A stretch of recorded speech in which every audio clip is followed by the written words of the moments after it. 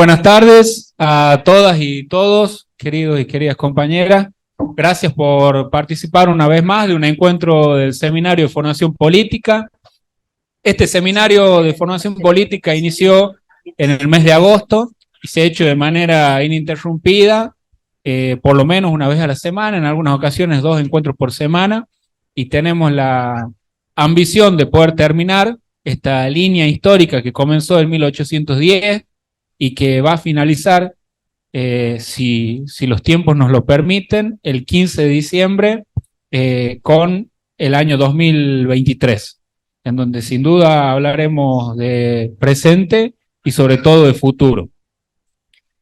Esta charla, en la línea cronológica, por ahí para quienes participan de todas las clases, sobre todo a las compañeras y compañeros que están en el Zoom, que clase tras clase, a pesar de la distancia, ya que les cuento a quienes están acá, la mayoría, si no es la totalidad de quienes están en el Zoom, son de los distintos departamentos de la provincia, que encuentran a través de esta herramienta digital una manera de apostar a la formación de los futuros cuadros políticos de nuestro partido.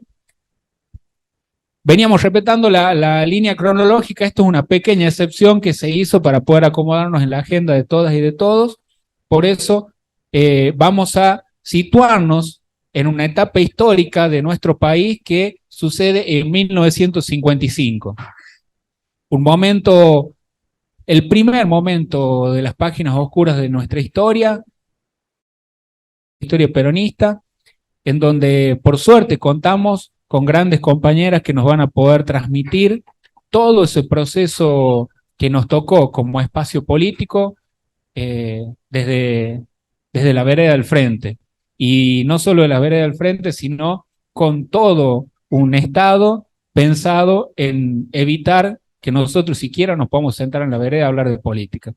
No quiero desarrollar ideas porque para eso tenemos personas especialmente formadas para ello, no sin antes agradecer a los compañeros y compañeras que nos acompañan, al concejal Diego Narváez, las distintas organizaciones militantes, la MELLA, Sentimiento Federal, tenemos también, bueno, Comunidad de Movimiento, Juventud Universitaria Peronista, la colectiva.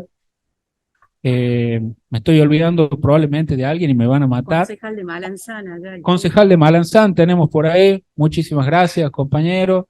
Gracias a la renovación, hermanos, la renovación que están acá presentes. Y bueno, agradecerles y sepan que están siempre invitados y siempre invitadas a todas últimas clases que quedan ya de formación política. Este jueves nos encontramos a la misma hora, 19:30, 21 horas, para vivir otra de las etapas muy tristes de nuestra patria y sobre todo del movimiento nacional justicialista, que es la dictadura del 76. Esa clase va a estar a cargo de los expresos y expresas peronistas, políticas, así que sin duda va a ser un encuentro de mucha reflexión, de mucha memoria y sobre todo de mucho compromiso para las nuevas generaciones. Es esperanzador, y con esto cierro y le doy la palabra al compañero Isaías para que presente a quienes están a cargo de la charla de hoy, pero es esperanzador, créanme, cuando arrancamos el desafío de pensar una formación política, mucho se demandaba de la carga generacional, que la juventud es la que tiene que formarse, que la juventud es la que no sabe de política, que la juventud es ese sector de la población a la que la política ya no le... Y ver nuevamente un auditorio repleto, en su mayoría de juventudes, es esperanzador y quiere decir que la verdad que no estamos tan equivocados cuando seguimos abrazando las banderas justicialistas.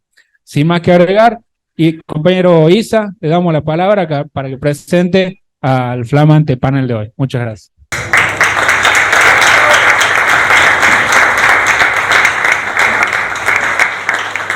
Se escucha, ¿verdad? Primero, antes que todo, agradecerte, Facu, y a la organización por permitirme por ahí salir un poco de lo diagramado y presentar este panelazo con dos grandes compañeras como Alejandra y como Natalia. Y también un orgullo para mí por primera vez poder hablar y poder estar acá enfrente en este partido, en esta casa de todos y todas que nos alberga y que nos permite formarnos en la doctrina peronista en la que tanto abrazamos y defendemos. Para los que somos peronistas y defendemos y levantamos estas banderas, porque dentro de unos días se van a cumplir 50 años de la vuelta de Perón a la Argentina, después de 17 años, y también un mes icónico para lo que militamos dentro de la universidad y que comprendemos la universidad como una herramienta para el desarrollo nacional, como el 22 de noviembre, que es la gratuidad universitaria, que fue dictada por Perón. Así que agradecerte y por tener este orgullo de presentarla a Alejandra y a Nati, que tienen una militancia ardua y larga. Alejandra, que hoy está ocupando el lugar de vicepresidenta segunda del partido, que hoy está dentro de la Secretaría de Gestión Política del Gobierno, que también fue diputada provincial e intendenta de Chepes y que tiene una ardua militancia dentro de lo que es el Partido Justicialista y dentro de lo que es el peronismo. Y bueno, obviamente Nati, con un cariño, que es de mi directora de carrera y que me viene marcando el camino y que siempre está ahí para ayudarnos. Hoy es universitaria, ella es docente, hoy también directora de nuestra carrera, que es Ciencia Política, que estudio yo. Y bueno, hoy está ocupando un lugar importante dentro del gobierno, que es la Secretaría de Gestión Estratégica. Así que bueno, presentarla, ceder la palabra y agradecerle a todo y todo y a la organización por permitirme este espacio.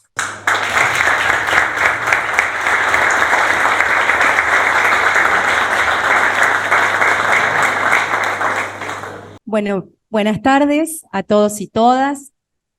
Primero, agradecerle a Facundo todo este espacio de organización, a Miguel, a todo el espacio partidario, que con mucha fuerza, con empeño, con dedicación, al igual que el espacio de formación de la rama femenina, se han organizado para que esto continúe. La formación genera conciencia y la conciencia genera lo que necesitamos para defender los proyectos. Entonces estos espacios son muy importantes. Gracias por eso. Muchas gracias a todos los presentes, a todas. Gracias, Ale, por este espacio también para compartir. Aquí pensamos con Ale, mi tarea desde algún tiempo a esta parte, a pesar de que por allá por el 2001 fui presidenta de la JP 2 veces. Luego de ello, mi actividad de militancia fue prácticamente universitaria, donde pude recorrer los caminos de la investigación, investigando el peronismo a través del doctorado, el postdoctorado. Y entonces, en ese sentido, con Ale nos dividimos la charla en la parte más histórica y de análisis político, desde, en algún sentido, lo académico, siempre transversalizado por lo militante, para que Ale pueda darnos su mirada, su opinión, y también esa mirada desde lo partidario específicamente.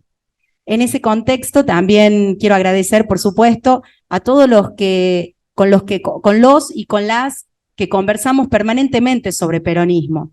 A Juan Luna, que no solamente hacemos equipo junto con quienes están acá institucionalmente, digo, bueno, los veo a todos, Germán, Emma, Gonzalo, a todos, a Diego, a la Renovación, Silvita, todos, el Negro, todos, hablando de peronismo, sino que también lo construimos.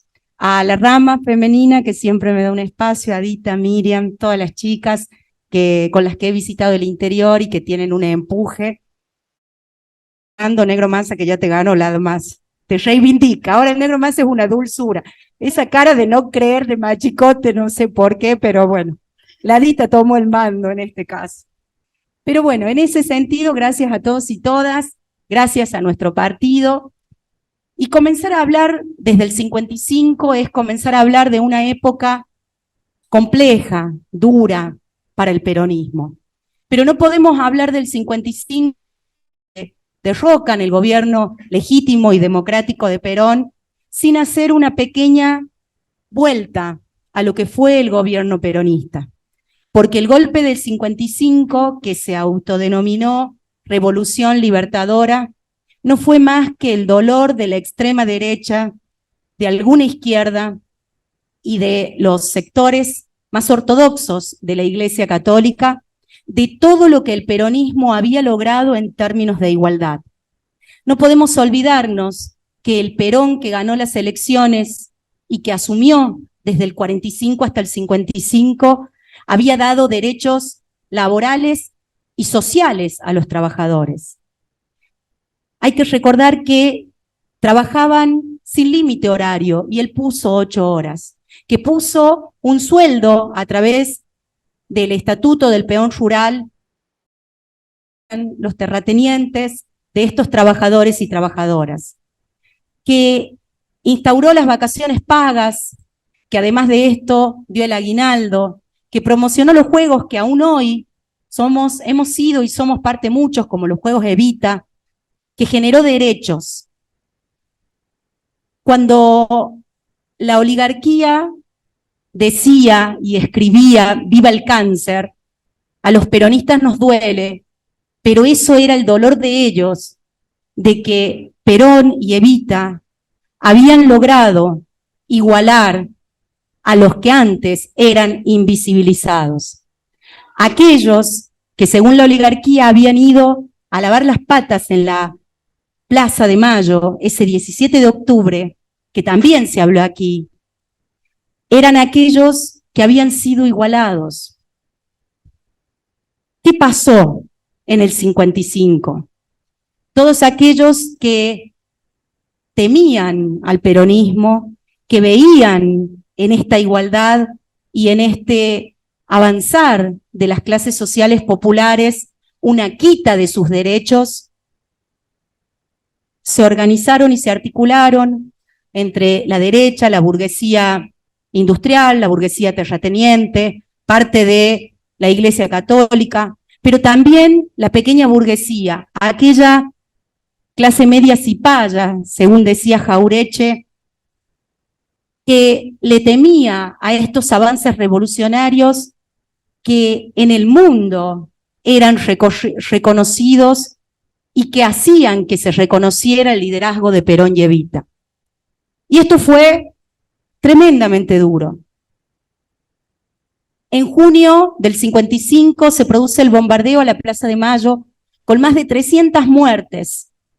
¿Qué buscaban estos golpes? Matar a Perón. Y estos intentos de matar a Perón fueron muchos, y creo yo, digo con lectura política, que el ir y venir entre qué era lo más conveniente, porque nadie en política está muerto hasta que se muere, y muchas veces cuando se muere está más vivo que antes. Es un ejemplo Perón, es un ejemplo Evita, es un ejemplo Néstor.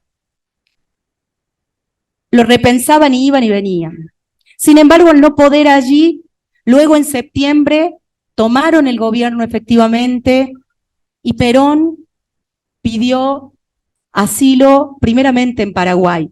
Y el exilio de Perón también tiene un significado, porque nosotros muchas veces reconocemos o pensamos a Perón en España, y Perón antes de estar en España estuvo en Paraguay, estuvo en Panamá, estuvo en Nicaragua, estuvo en Venezuela, estuvo en República Dominicana y luego fue a España.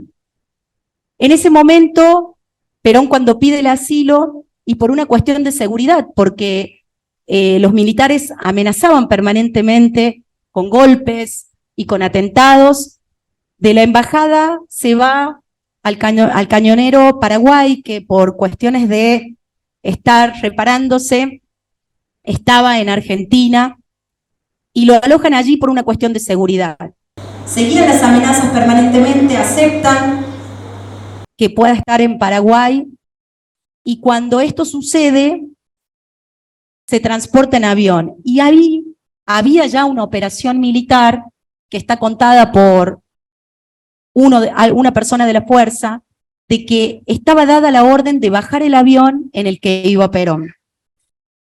En ese momento, previo a la acción, se suspende la orden, pero permanentemente existía ese miedo y en consecuencia la acción de toda la derecha e incluso con la asistencia de algunos sectores de izquierda de hacer desaparecer a Perón, y del miedo de que esté donde esté, iba a organizar cómo se iba generando la resistencia peronista. Cuando llega a Paraguay, donde en todos los lugares fue muy bien recibido porque siempre tuvo gestos, no solamente de ayudas, de cooperación internacional, porque Argentina se iba perfilando con una idea de latinoamericanismo, poco a Estados Unidos le convenía, devolvió la bandera que en la que en la guerra se había llevado y la devolvió como gesto. Era querido en Paraguay, en Venezuela, en todos los lugares donde iba. Sin embargo, las amenazas de los militares de que la acción de Perón de organizar la resistencia de donde estaba era peligrosa, hacía que obliguen a los gobiernos, claramente tomaban las decisiones, de que Perón debía retirarse y exiliarse en un país que fuera fuera de Latinoamérica. Es así que Perón se va hacia Nicaragua, pero en el medio se queda en Panamá, donde también es muy bien recibido, en Colón. Allí recuerdan que Perón leía mucho, que, por ejemplo, un dato anecdótico, que cocinaba con delantal, que además de esto le gustaba el boxeo, a esas veladas boxísticas, y allí es donde conoce a Isabel, según relata un abogado panameño, donde cuando él tenía 61 años y ella tenía 25, quien después va a ser su esposa ya en España y también va a formar parte de una parte del peronismo. Luego de estar en Panamá y también con las mismas amenazas, porque debían reunirse los países americanos y con la amenaza de Argentina de no asistir si Perón seguía allí, Perón se va 9 días a Nicaragua y de allí se va a Venezuela. En Venezuela tuvo un atentado importante que fue que explotó su auto y se destruyó completamente. Pero durante su estadía en Venezuela también pasaban cosas importantes en la Argentina. Y trato de relatarles esto lo más sintéticamente posible. Perón arreglaba con Frondizi que iban a votar a la Unión Cívica Radical Intransigente a cambio de que el peronismo dejara de ser proscripto, a cambio de que se aumentaran los salarios y de que las clases populares mejoraran su situación. Porque quiero decirles que luego de el golpe del 55, se generó un decreto ley, creo que es uno de los más nefastos de la historia, el 4161, que proscribieron al peronismo. No se podía hablar de peronismo, ni de sus parientes, no se podía ni de Evita, no se podía cantar la marcha, ni tampoco hacer ninguna alusión, ni siquiera se podía decir Partido Justicialista. Porque en el fondo de todo esto, y va a hablar Alejandra más profundamente de la cuestión de la deuda externa, había un interés de los militares y era imponer un modelo económico. Y para imponer ese modelo económico necesitaban que Perón no estuviera, disciplinar a la CGT y disciplinar a los trabajadores. Pero antes de esto, sucede que Perón en Venezuela arregla con Frondizi. Frondizi no cumple. Y también, luego de ser derribado Pérez Jiménez, Perón debe retirarse, lo hace a República Dominicana y posteriormente solicita a España y le dan el asilo hacia 1960. Allí era visitado por numerosos y numerosas dirigentes, etcétera. Pero ¿qué pasó durante este tiempo en la historia argentina y qué pasó con el peronismo? Con este 4161, que fue proscripto el peronismo, que no se podía nombrar, que no se podía aludir, que no se podía relacionar, la idea era imponer un modelo económico que luego de la liberación de la deuda que hizo Perón y después Néstor, comenzó el país a endeudarse. No había relaciones con el Fondo Monetario Internacional porque Perón decía explícitamente que esto era un producto putativo, era esa su palabra, un engendro putativo del imperialismo. Y en ese contexto también, tratar de imponer un régimen liberal de los militares implicaba que Perón no estuviera implicaba que la CGT fuera intervenida como fue intervenida, e implicaba hasta incluso que secuestraran el cadáver de Evita y lo sometieran en esas condiciones a muchísimas vejaciones. Por supuesto, la CGT, por supuesto, en ese momento dio batalla, y luego comenzaron a emerger también otros grupos asociados a la resistencia, los montoneros, la ERP, etcétera, que también tuvieron su actuación. Y allí, ya luego de pasado todo este tiempo y quizás con muchas lagunas, en el sentido de poder acotar el tiempo, la primera vuelta de Perón a la Argentina se produce en los 70. Y aún corría riesgo la vida de Perón. Y para lograr conservar su vida, se genera una comitiva que garantice esas condiciones. Allí es donde Carlos Menem, Cafiero, Sanfilippo, que era un jugador de fútbol, el padre, Mujica, que hoy hablábamos ahí con los changos, los expresos, Marilina Ross, Leonardo Fabio, acompañan esa comitiva para traer a Perón. Perón está durante un mes para organizar la elección. Vuelve a España y allí decide que Cámpora iba a ser el candidato a presidente. Por eso es que la JP acuña esa frase contundente, clara, que decía: Cámpora al gobierno y Perón al poder. Todo esto en un ambiente de mucha hostilidad, de proscripción, de persecución, de fusilamiento a militantes peronistas y luego también de secuestros, etcétera, caso de Aramburu, a también los militares, de enfrentamiento constante se vivió en esa época. Durante el exilio de Perón, que fueron 18 años, exactamente 17 años, un mes y 29 días, hubo una sucesión de gobiernos semidemocráticos y de golpes de Estado. 2 golpes de Estado, la llamada Revolución Libertadora y la que se llamó después Revolución Argentina, se autollamaron. El gobierno de Frondizi, que no cumplió con los acuerdos, y el gobierno de Ilio, para que luego llegue Cámpora. Y en el medio, la resistencia que tenía un objetivo claro, donde se articulaban muchas facciones del peronismo, desde la extrema izquierda hasta la extrema derecha, que era ese Perón vuelve. Y terminar con esa proscripción del peronismo. Es una época de mucho dolor, es una época de muerte, es una época de persecución.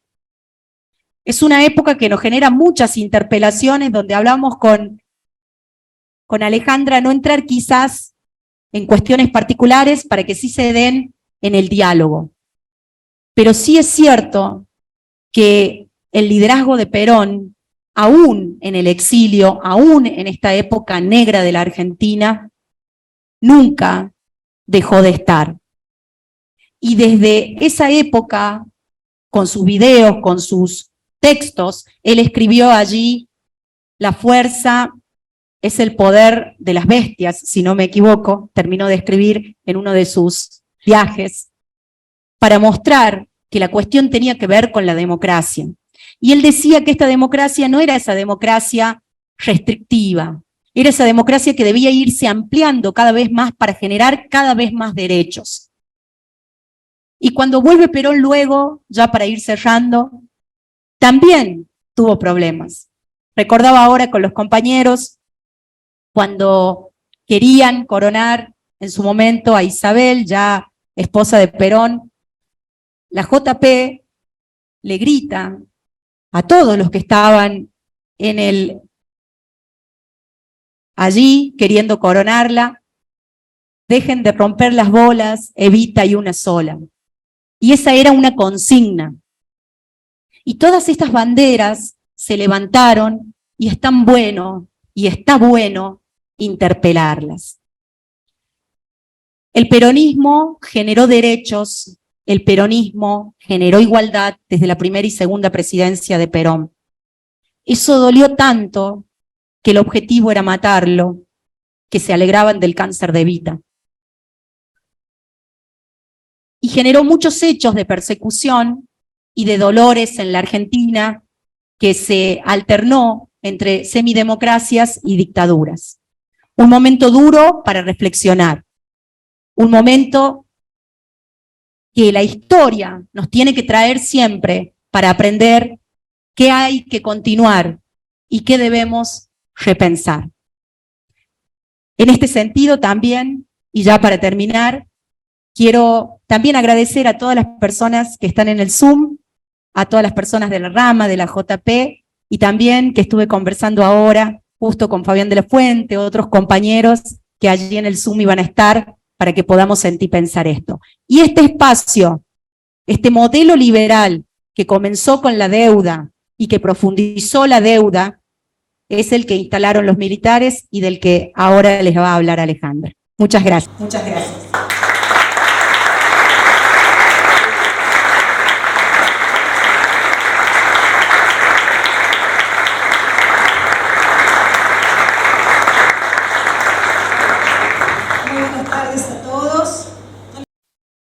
Bueno,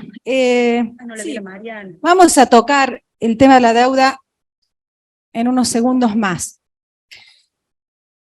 Yo quiero tomar esto que viene planteando Natalia y hablarle a ustedes que son militantes, cuadros políticos en formación, algunos otros cuadros políticos que ya tienen historia, y a algunos cuadros políticos que están acá, que invitamos, que han formado parte de esa historia. Porque una cosa es contarla y otra cosa es haberla vivido. Yo puedo pasar horas escuchando a Machi, a Chingolo, al Negro Massa, a la Adita. Me siento orgullosa de haber sido formada por esa juventud peronista maravillosa de aquellas épocas. Y ustedes, que son militantes y que quieren llegar en algún momento a formar parte de los lugares de decisión política, tienen que aprender a conocer al general Perón en profundidad. Porque es la causa de Perón y de Evita la que los motiva. Porque no son peronistas porque sí. Son peronistas porque saben que el peronismo es una filosofía de vida. Y como es una filosofía de vida, ustedes han decidido adoptarla para poder transitar los caminos de la política que los lleven a transformar la realidad de la gente. Y dentro de las figuras que son dignas de analizar, los conceptos, tomamos la palabra exilio. Y Natalia les puede contar, porque ella como licenciada en Ciencias Políticas, les puede decir que el exilio, la proscripción, el destierro, es una figura generada en la antigua Grecia cuando decidían castigar al político. Entonces lo sacaban de su ciudad. Yo creo que para un político, para un hombre que está comprometido con la política, no debe haber dos castigos más grandes. Uno, la privación de su libertad, y otra, la imposibilidad de poder volver a su patria. Eso pasó con Perón. El líder que abandona la República Argentina después de un proceso de transformación política donde la bandera de la justicia social, la soberanía política, la independencia económica pasaba precisamente por revolucionar al pueblo argentino. La independencia económica quedó traducido en dos gobiernos.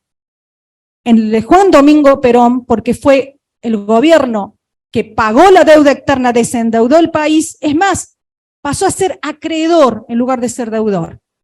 Y en el gobierno de Néstor Kirchner, esto es parte de una realidad de la historia del peronismo en la República Argentina.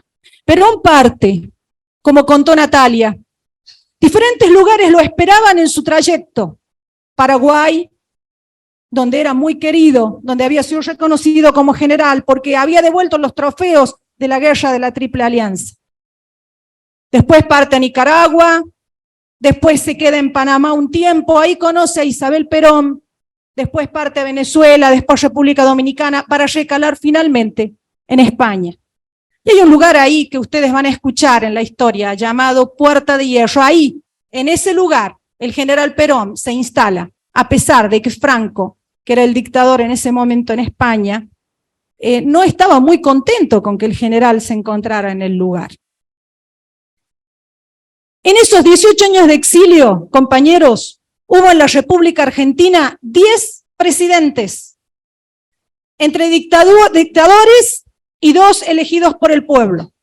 Frondizi, que llega con el respaldo de Perón y que traiciona un acuerdo donde él había comprometido varios puntos textuales en un documento que después niega.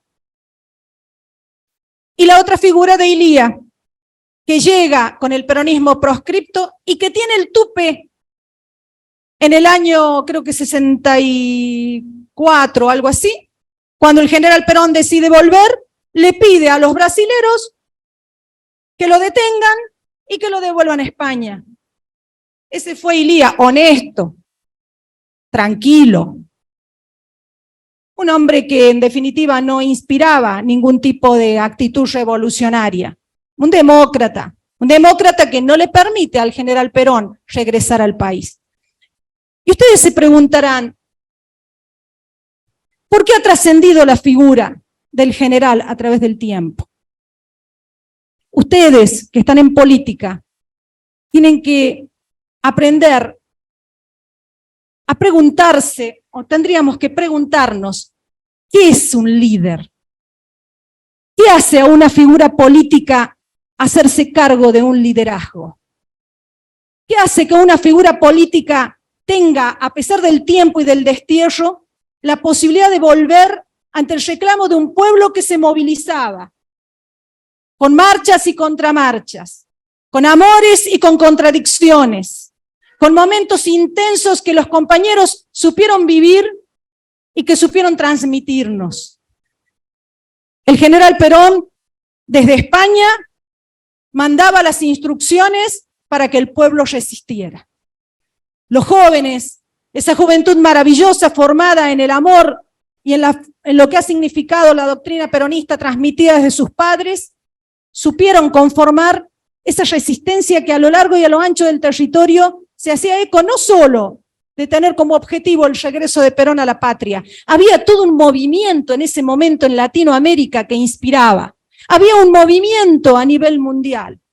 En ese momento estaba a punto de terminar la guerra de Vietnam, Fidel Castro en Cuba, el Che Guevara, una figura que trasciende, Allende en Chile, y los compañeros acá, conformando parte de la resistencia, conformando parte de ese grito desesperado del pueblo argentino que esperaba a su líder. Cuando Perón parte de la República Argentina, tenía 60 años. 60 años tenía. Cuando Perón vuelve a la República Argentina, vuelve con 77 años. Y ustedes como jóvenes se preguntarán, ¿qué hacía trascender al líder más allá de los kilómetros y del océano que los separaba de su patria? Lo que había sembrado en sus años de gobierno junto a Eva Perón, la reivindicación del pueblo trabajador, el reconocimiento de los derechos de los más humildes, la Constitución del año 1949, que los militares quisieron borrar de la historia y que no pudieron, porque en el año 57 tuvieron que llamar una nueva reforma constitucional en el país con el peronismo proscripto, pero no pudieron borrar lo que decía la Constitución peronista del 49 y tuvieron que sintetizarle en un artículo que es el artículo 14 bis, que reconoce el derecho de los trabajadores en la República Argentina, que reconoce la dignidad del trabajador, las vacaciones pagas, las 8 horas. Y eso es lo que hizo al líder.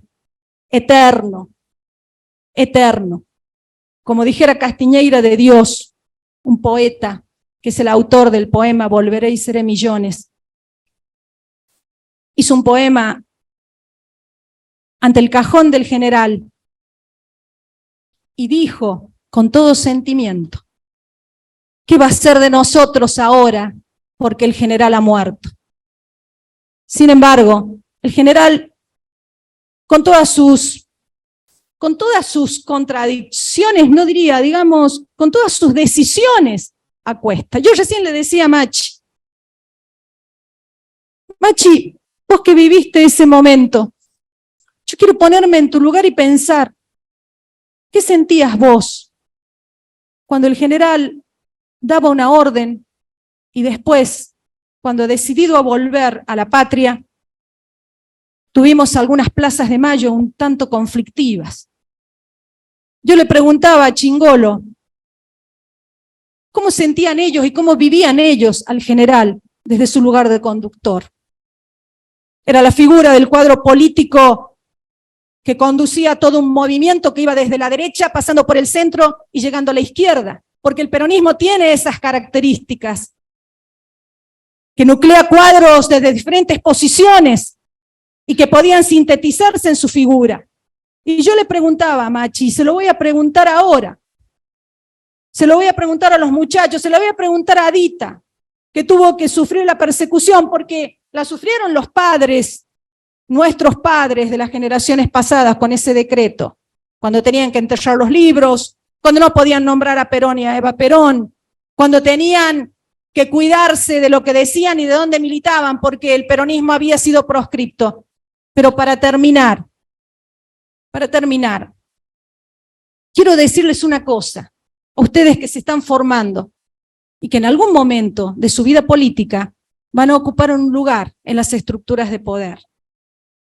En la política, cuando uno se encuentra en un lugar de decisión y de conducción, en más de una oportunidad, cuando se ve tentado a poner límites a ese movimiento constante que produce la participación de los cuadros políticos, dejen fluir, dejen que fluyan las ideas, que fluya la participación, que fluya la organización, dejen a los jóvenes fluir, le digo yo y me digo, dejemos a los jóvenes fluir, porque en definitiva son ustedes los que van a saber canalizar esto que sintetiza la historia del peronismo en la patria. Compañeros, compañeras, ¿qué voy a decir de la deuda externa? No los voy a aburrir. Solo decirles que el país ha fluctuado a través del tiempo en una deuda. Nos desendeudamos, nos volvimos a endeudar. En la época del dictador terrible de nuestra historia, como fue Aramburu, no solo el decreto 4161 que nos prohibía y nos proscribía. Fue en ese momento y en esa época donde se secuestra el cadáver de Eva Perón. Fue en ese momento donde se castigaba, se perseguía y se instalaba la semilla de lo que vendría después. Fue en ese momento, eso ténganlo en claro. Por eso, la única forma de que podamos salir adelante, porque estamos en este momento pasando un momento muy especial, pospandemia, con un montón de dificultades, pero en una provincia donde el peronismo construye, donde el peronismo transforma, donde el peronismo se ocupa y donde el peronismo está predispuesto permanentemente a escuchar. Yo me llevo simplemente esta hermosa imagen de ustedes, que se lo debemos acá a Natalia. Yo pude convocar a los viejos compañeros como yo, pero los jóvenes los convocaron aquí, se convocaron entre jóvenes. Aprender los dirigentes a escuchar al pueblo, pero también aprender a escuchar a la militancia. Es fundamental el diálogo de la dirigencia con los cuadros militantes y con los cuadros de base. Es fundamental, porque ustedes son el puente que tenemos con la gente. Muchísimas gracias. Acá estamos.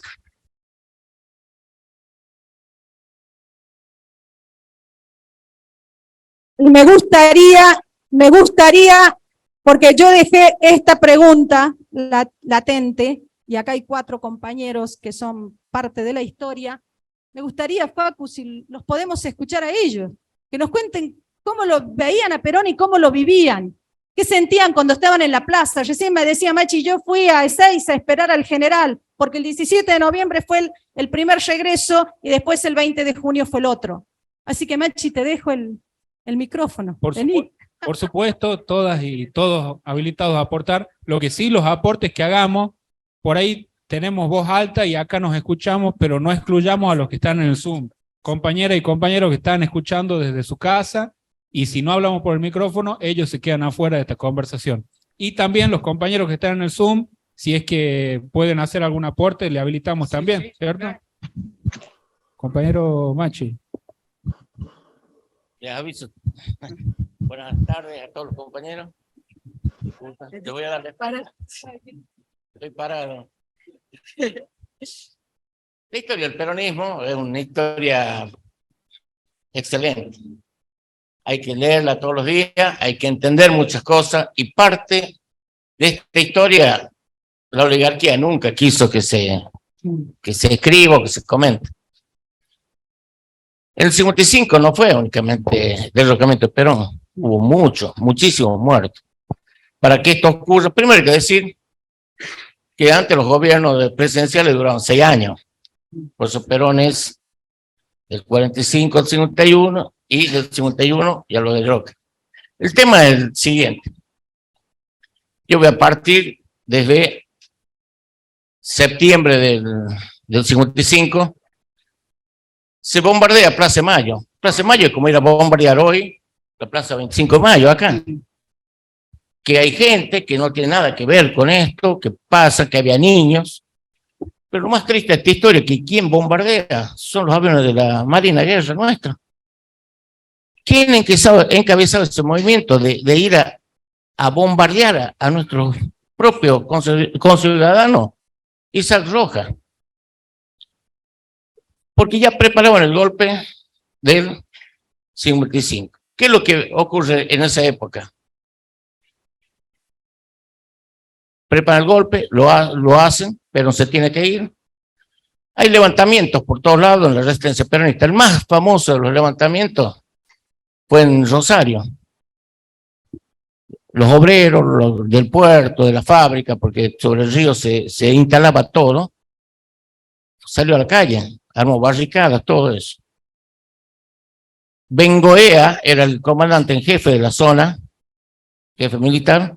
Hay más de 400 muertos, la historia no lo cuenta. No lo cuenta. Compañeros nuestros resistentes a ese golpe de Estado. ¿Quiénes más se levantaron?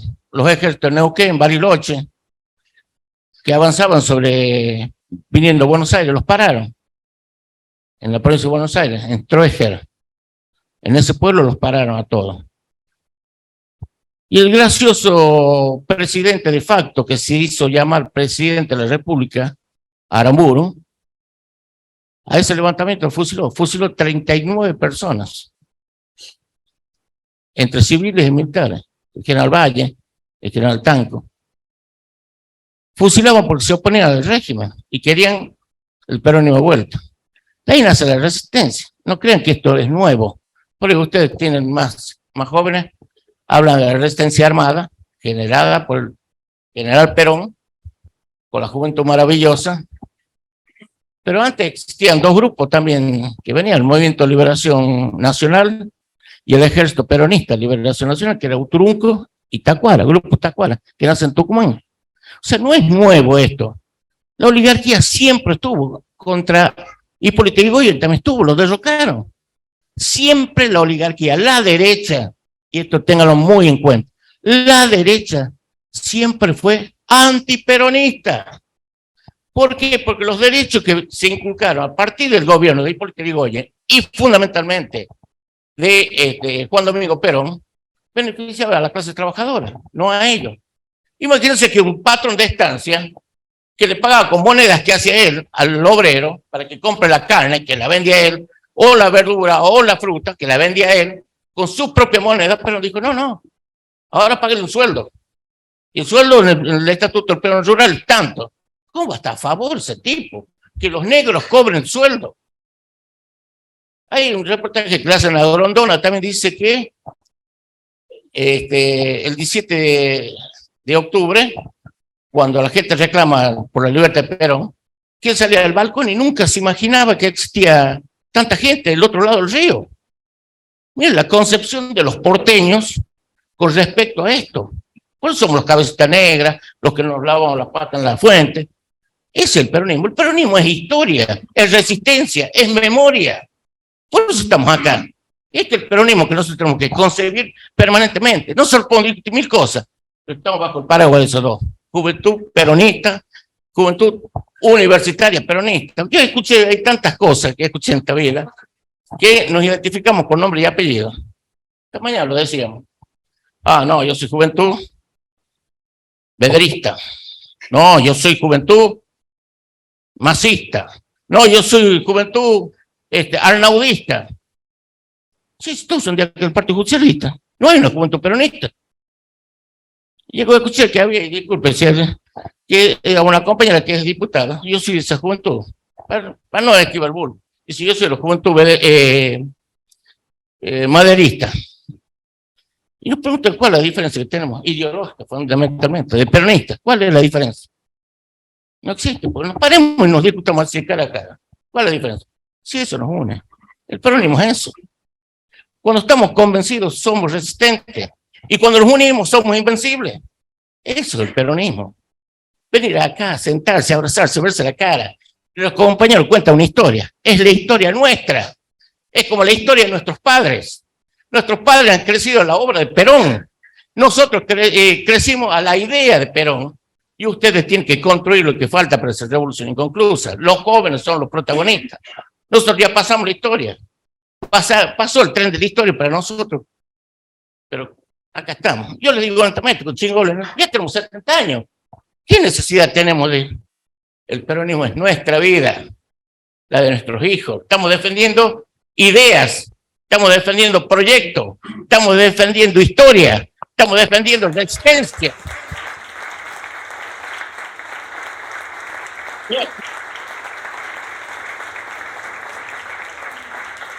Recién Alejandra se acordaba, la del 17 de noviembre, Día Militante.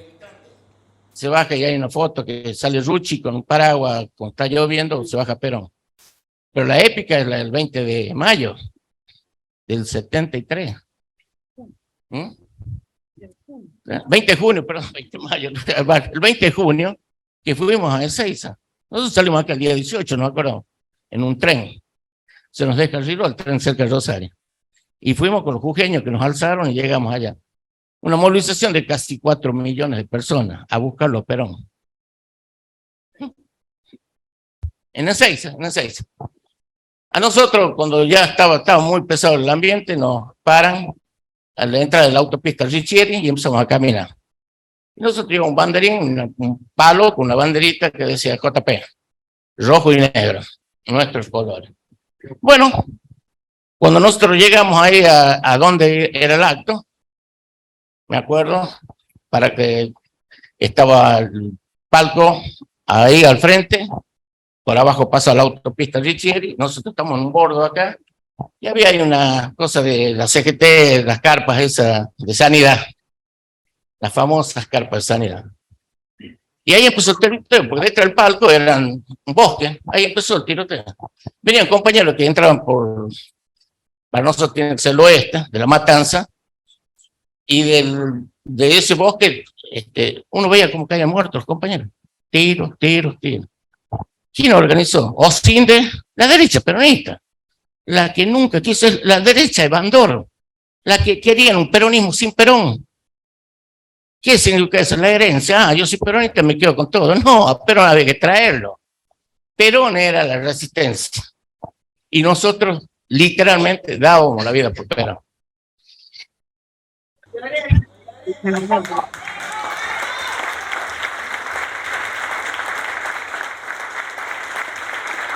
Bravo, Machi. Bueno.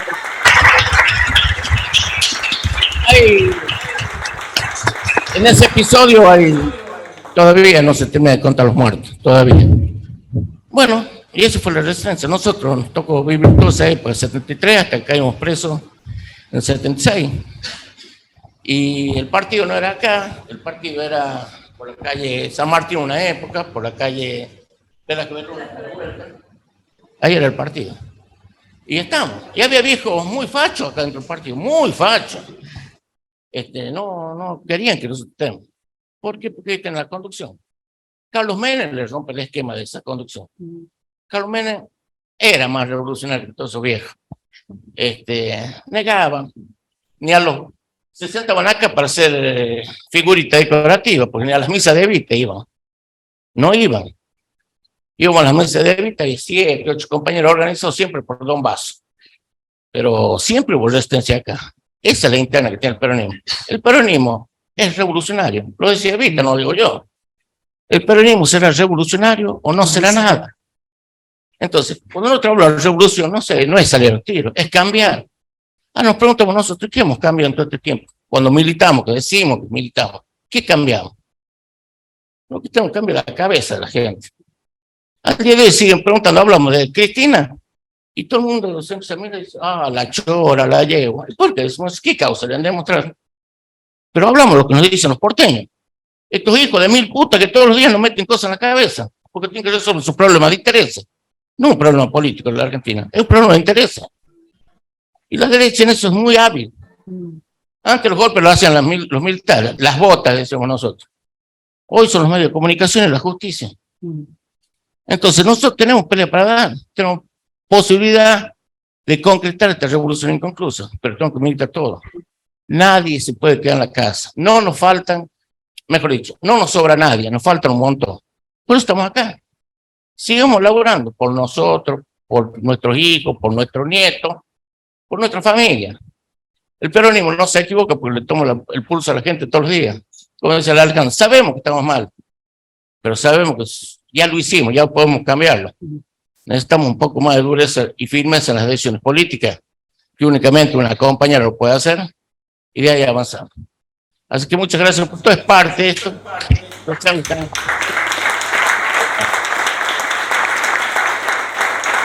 Negro. Dale, negro masa. Negro masa. Dale a los chicos. Compañero. Negro, ¿vos tenés la misma edad de Machis, casi 70? No, eso es la única duda que me quedó, porque después impecable. Ya por un año peleamos cuerpo a cuerpo. A todos les comunico que la negra Ada está ahí, entró a la cárcel con 17 años y con 19. Así que somos de los presos. ¿Se imaginan ustedes? Pasa 5 años preso con 19, así que la juventud nuestra lo hemos perdido. Por eso lo hemos Con razón. Bueno, yo muy corto porque sencillamente me motiva por sobre todas las cosas, además de las brillantes exposiciones que ya hemos escuchado, tratar de lograr una especie de síntesis sobre el motivo y de la importancia que tiene la formación para las nuevas generaciones. Maxi decía estos 3 estamentos, nuestros padres, nosotros y los que vienen, los jóvenes, y yo creo que los jóvenes fundamentalmente se van a enamorar del peronismo por los ejemplos que da o que dé la dirigencia, y en especial aquellos que tienen una mayor responsabilidad. Yo siempre digo, estamos a días del Día del Militante, ¿cierto? Bueno, el militante peronista tiene una condición muy especial. La política la usa como una herramienta de transformación.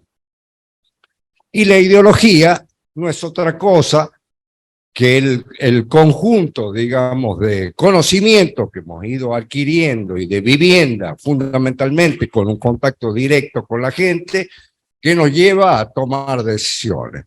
¿Qué tipo de decisiones tomamos todos los días los militantes? Vamos por la calle, vemos una necesidad o una injusticia, ¿qué hacemos? ¿Miramos para otro lado o vamos con la mano tendida a tratar de ayudar en la medida que podemos? Eso, para mí, es la síntesis de la militancia peronista que nosotros nos estamos, en este caso, aprestando para poder festejar y homenajear como corresponde, porque la verdad que nuestra historia es muy rica. Como decía Machi, bueno, todos los peronistas piensan igual, y no, no todos. Gracias a Dios, la gran mayoría de los peronistas actúan de esta manera. Hubo otras que actuaron de una manera bastante jodida, por darle un término. Pero la verdad que nosotros, por sobre todas las cosas, estamos siempre viendo la parte llena de la copa, la parte, no la parte que nos falta. Por lo tanto, esta cuestión, digamos, que tiene que ver con el abrazo generacional, que tiene que ver cómo somos de alguna manera capaces de volver a instalar en el orden nacional un peronismo triunfante, sin exclusiones, que revalorice toda esta historia, pero además también los derechos que todavía falta conseguir para la gente, porque como decían las compañeras, no estamos en un buen momento. Lo primero, dejemos de debatir por los medios nuestra diferencia. Hagamos realidad de la cuestión de la unidad. La unidad es también aprender a sentirse representado. Eso era algo que a nosotros por lo menos nos distinguía. Aquí había compañeros de toda la juventud peronista de esa época, 3 o 4 eran los que tenían trabajo y socializaban su sueldo. En muchos otros compañeros que no teníamos trabajo, no gran cosa, pero lo imprescindible para que podamos ir al cine, darle un gusto, pagarnos un café. Eso era el aprender, digamos, de que nosotros, por sobre todas las cosas, tenemos que privilegiar lo colectivo y dejar de mirarnos el pupo y dejarnos de mirar la individualidad y creer que somos imprescindibles, porque acá lo único imprescindible es el pueblo organizado. Muchas gracias. Muchas gracias.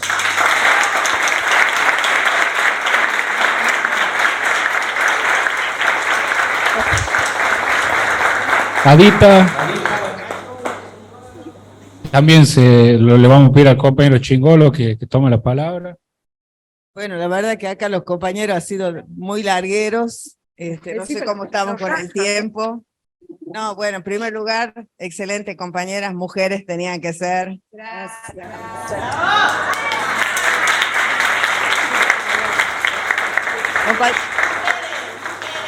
Mujeres son las nuestras. Bueno, en verdad yo quiero resaltar en esta etapa, que no lo dijeron las compañeras, pero parte de los derechos que hoy tenemos las mujeres es este derecho de elegir y ser elegidas, es el voto femenino, que ha sido también una decisión política de esos momentos que las compañeras hablaron en la historia, y hoy nosotros podemos seguir transitando y seguir peleando derechos para las mujeres especialmente, gracias, digamos, a esa posibilidad que nos dio la compañera Eva, pero la lucha de muchas mujeres, y ahora estamos hemos peleado por el 30%, ahora el 50%, la paridad, y esto es lo que estamos teniendo en la actualidad en lo que es nuestro partido. Vamos por el 100, dice.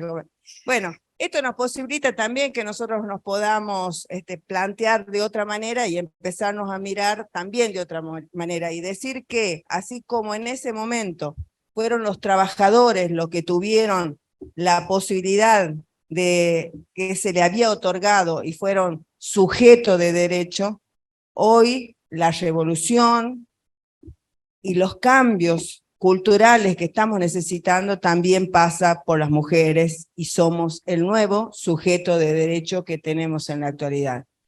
Así que ha sido mucho lo que ha transitado el peronismo a lo largo de la historia. Somos históricamente los muertos, los torturados, las cárceles, los proscriptas.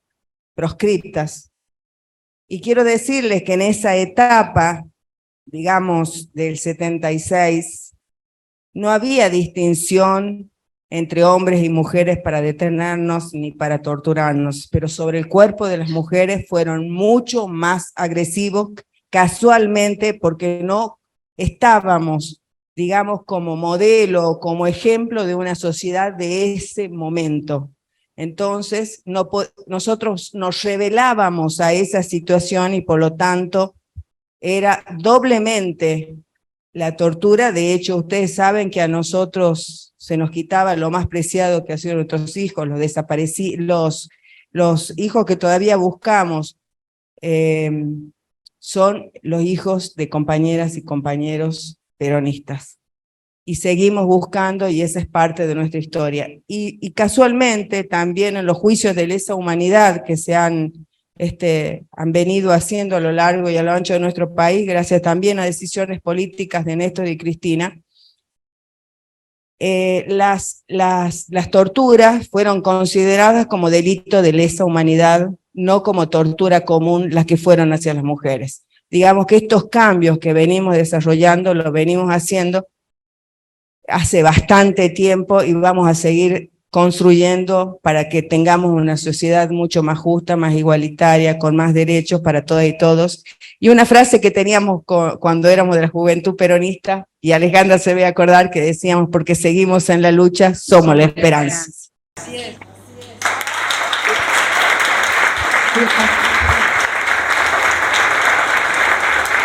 Bueno, para ir cerrando, compañero Chingolo, le pedimos por favor nos comparta unas palabras y después, bueno, después de si alguien quiere tomar la palabra en el Zoom también, te invitamos.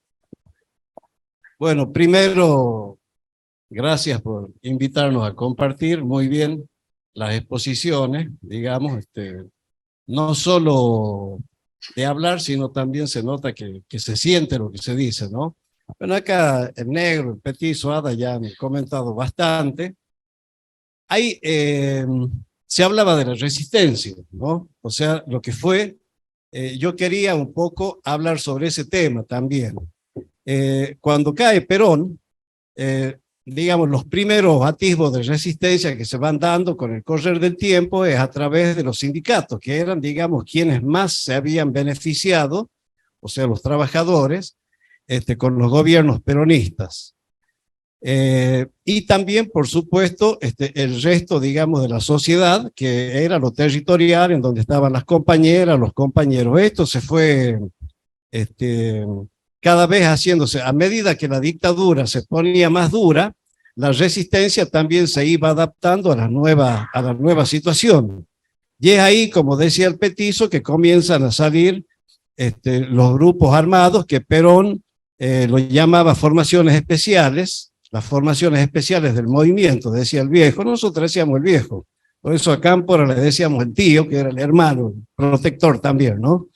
Entonces, cuando comienza, digamos, más furibunda la dictadura, ya sobre los años 60, comienzan a surgir los grupos armados peronistas, primero para defenderse, o sea, nunca la violencia, eso es lo que tenemos que tener en claro, nunca la violencia comenzó con el peronismo ni con los peronistas.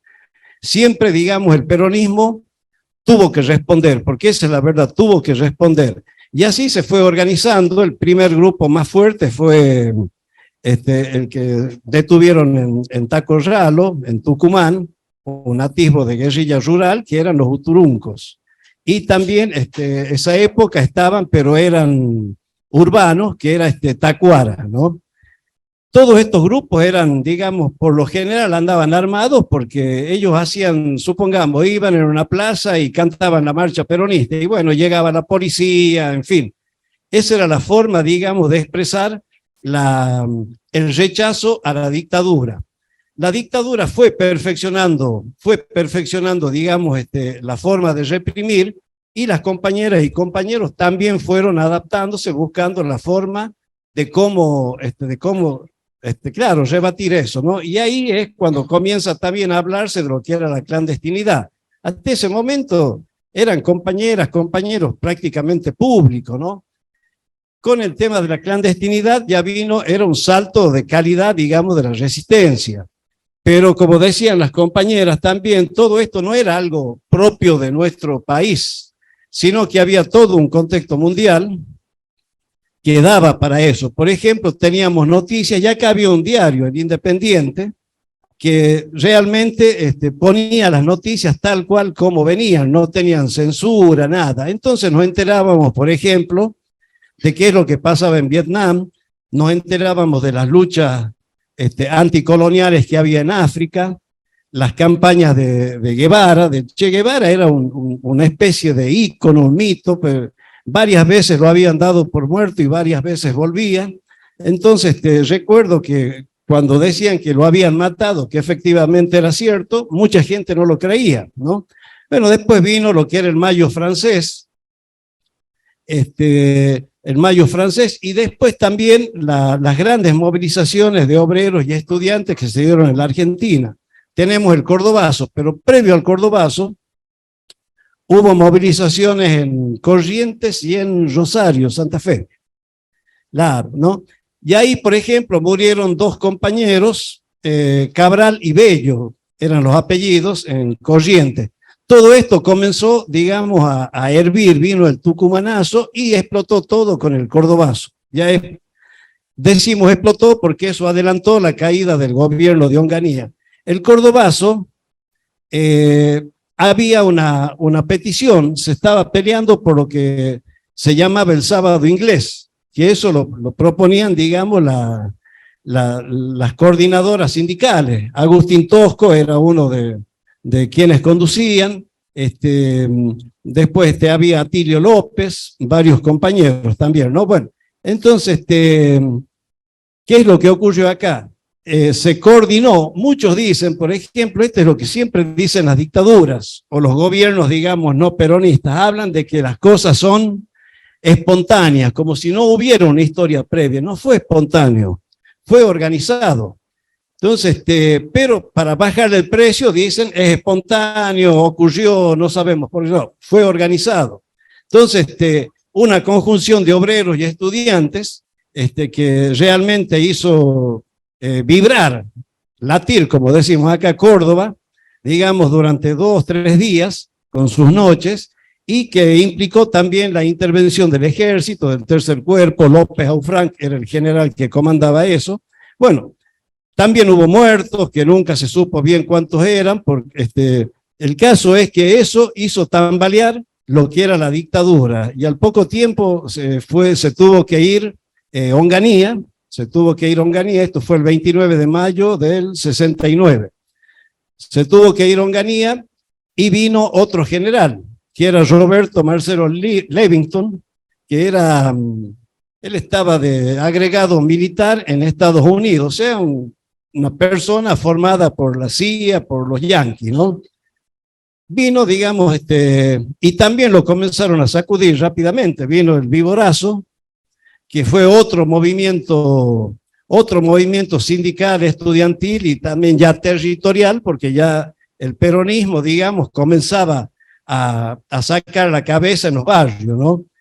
Y se le llamó el Viborazo porque hablaban de la hidra de 7 cabezas, que ellos determinaban, bueno, distintos sectores resistentes que eran 7 cabezas. Entonces a ese movimiento se le llamó el Viborazo y Levington tuvo que irse, digamos, cuando fue lo de Aramburu.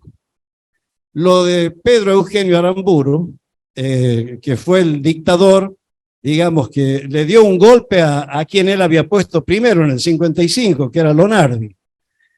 A los pocos días, por blando, 50 días, claro, por blando lo sacan, porque Lonardi había pronunciado ni vencedores ni vencidos. Entonces, como tratando de llamar a algún tipo de concordia, de diálogo, entonces lo sacan. Se hace cargo Aramburu y realmente ahí comienza lo que el peronismo llama no la libertadora, sino la fusiladora. Que bueno, ya comentaron los compañeros, las compañeras, ¿no? Entonces, debía muchas cosas al pueblo peronista y al pueblo argentino Pedro Eugenio Aramburu. Entonces, el 29 de mayo, que es el Día del Ejército, el 29 de mayo de 1970, un comando de montoneros que con esa acción, digamos, Montoneros hace, digamos, su presentación pública, ¿no? Lo detiene en su departamento, compañeros uniformados como militares. Él piensa que lo van a buscar para llevarlo a Campo de Mayo, a los actos del Día del Ejército, y se lo llevan sin ningún tipo de violencia, nada. ¿Cuál era el objetivo de esta detención, digamos, interrogarlo para que diga a dónde estaba el cadáver de Evita, porque él fue quien lo hizo desaparecer, también para preguntarle por qué el decreto 4161, y el tercer cargo que tenía era los fusilamientos de 1956, ¿no? Bueno, Aramburu responde a todas estas situaciones y es condenado a muerte por el Tribunal Popular, ¿no? Entonces, cosa que se ejecuta, se comunica, bueno. De ahí, yo recuerdo, por ejemplo, tenía 16 años en esa época, yo veía mucha gente contenta con eso, ¿no? Mucha gente contenta realmente porque sabían quién era Aramburu. Nosotros nos estábamos enterando recién, pero mucha gente grande contenta. La misma gente grande que cuando fallece Perón, los veíamos llorar, pero de forma desconsolada. Con Néstor vimos que lloraban mucho los jóvenes, con Perón vimos que lloraban mucho la gente grande, ¿no? Pero era increíble ver cómo lloraban. Y bueno, ellos sabían, se va quien mantenía el equilibrio, se va quien nos garantizaba, digamos, la posibilidad de una vida mejor. Bueno, eso fue un poco la trayectoria de cómo se organizó la resistencia. Después había otros sectores, digamos, el peronismo hegemonizaba. Había, por ejemplo, muchas organizaciones, Descamisados fue una, Fuerzas Armadas Revolucionarias también, las Fuerzas Armadas Peronistas, que es lo que quedó después de Uturuncos de Taco Raro. Entonces es lo que todos ellos confluyeron después en Montoneros, ¿no? La izquierda también tenía sus actividades, digamos, en ese ámbito, digamos, a través, lo más notorio fue el ERP, el Ejército Revolucionario del Pueblo, que respondía al Partido Revolucionario de los Trabajadores. No eran peronistas, digamos, ellos tenían otro tipo de objetivos, pero en muchos casos se construyó. Una de esas construcciones importantes fue lo que también hace 50 años ocurrió con la fuga de Trelew.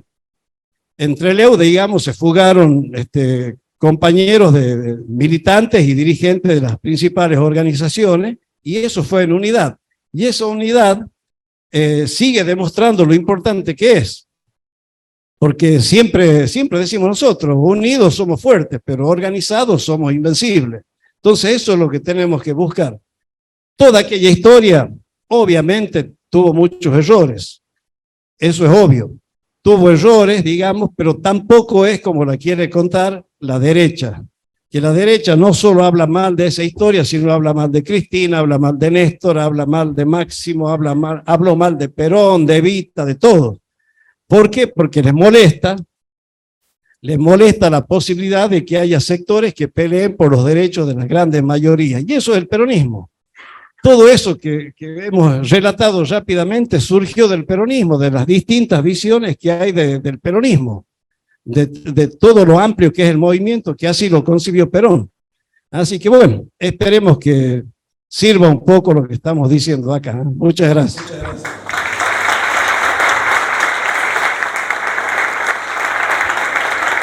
Muchísimas gracias, compañero Chingolo. Estamos ya casi en hora, pero antes de cerrar, le vamos a dar la palabra a una compañera que está en el Zoom, que desde la primer clase ha tenido casi una asistencia perfecta, y creo que le da jerarquía a este seminario de formación política, porque se pensó este seminario en generar cuadros políticos. Ella es un cuadro político, y a pesar de ser un cuadro político, está clase tras clase escuchando, aprendiendo y aportando. La compañera Marta Salinas, que está en el Zoom, quiere dejarnos un mensajito.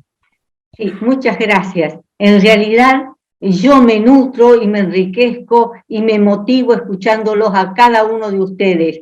Una sola reflexión, y es este optimismo que tengo frente a las próximas elecciones, porque nosotros sabemos que las necesidades que tiene el pueblo argentino es el peronismo el que le va a dar respuesta, y es el peronismo el que va a implementar las políticas que liberen a nuestras mayorías que están en situaciones desventajosas. El peronismo es una religión cívica, el peronismo es un compromiso de vida, y el peronismo es la transformación social. Así que yo les pido a todos y a todas las peronistas que mantengamos en alto nuestra energía, nuestra fuerza militante y nuestra pasión por el trabajo político para el progreso social. Eso es el peronismo. Por eso, queridos compañeros y compañeras, tenemos el deber ineludible de salir a militar, que nuestro discurso genere pensamiento y que nuestra historia ilumine las decisiones que van a tomar los próximos gobiernos peronistas, que son los únicos que hacen que donde hay una necesidad surja un derecho. Yo les pido optimismo ante las próximas elecciones, fuerza militante, pasión en las ideas, compromiso, honestidad, decencia y por sobre todas las cosas, trabajo político para el progreso social, como nos enseñó Perón y Evita. Un beso a todos.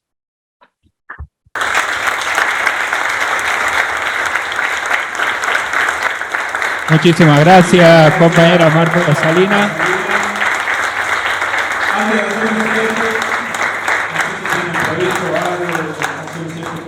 Yo les comento, se va a generar, ya está la plataforma, todavía no la estamos compartiendo, queremos terminar el seminario, para que después, el día de mañana, en sus organizaciones militantes, en las unidades básicas, en los centros vecinales, cuando quieran tratar un tema de la historia argentina, ya sea de qué relación tiene Rosas, qué relación tenía San Martín, qué relación tenía el Chacho, Juan Facundo Quiroga, qué relación tenía el modelo agroexportador, qué relación tenía la década infame con el peronismo, puedan ir a esos videos, utilizarlos, aprovecharlos y atravesar, entender que nuestra historia y el peronismo no fue una casualidad, sino fue una causalidad de la historia argentina. Por eso este seminario apuesta a entender de dónde venimos para saber hacia dónde vamos.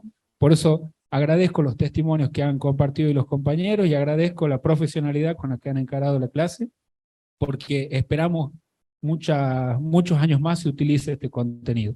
Sin nada más que agregar, yo me despido, los espero el jueves a las 19:30 horas para la próxima clase que estará a cargo de las expresas y expresos políticos peronistas para hablar de la dictadura del 76. Dejo en mano de las dos compañeras que nos han orientado y brindado conocimientos en la noche de hoy. Muchísimas gracias.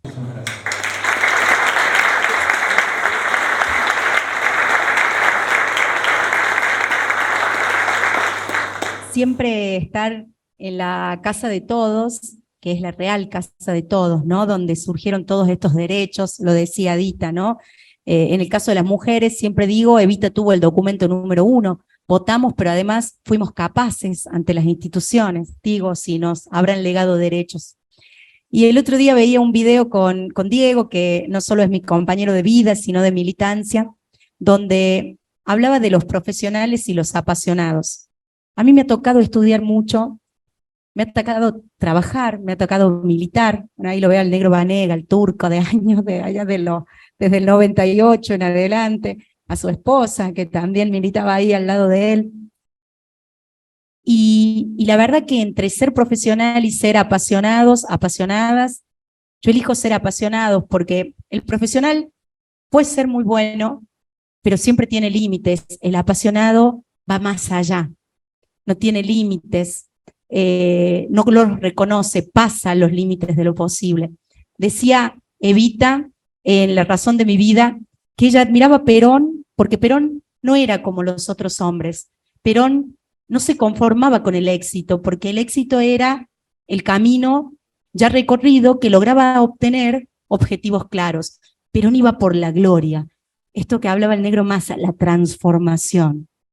Y esa transformación es siempre de adentro hacia afuera. Por eso yo quiero un peronismo, y quiero para mí, quiero para ustedes, un peronismo apasionado, un peronismo que entregue todo, un peronismo que vaya más allá de los límites, ese peronismo que no mira horarios, que no mira barrios, que no mira tierra o asfalto, ese peronismo que está ahí para transformar, ese peronismo que cuando llega no toma venganza ni hace lo mismo, ese peronismo que da el ejemplo, ese peronismo que transforma.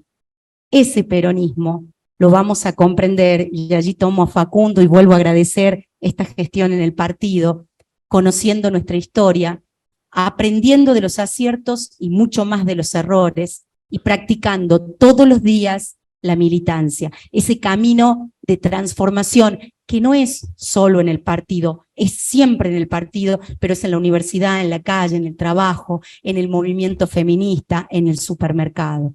Esos apasionados tenemos que ser los peronistas. Somos los peronistas, somos las mujeres, somos todos y todas los que queremos una Rioja mejor, allí con la conducción actual de Quintela y buscando para todos y todas una Rioja más inclusiva y en desarrollo. Muchas gracias. Muchas gracias.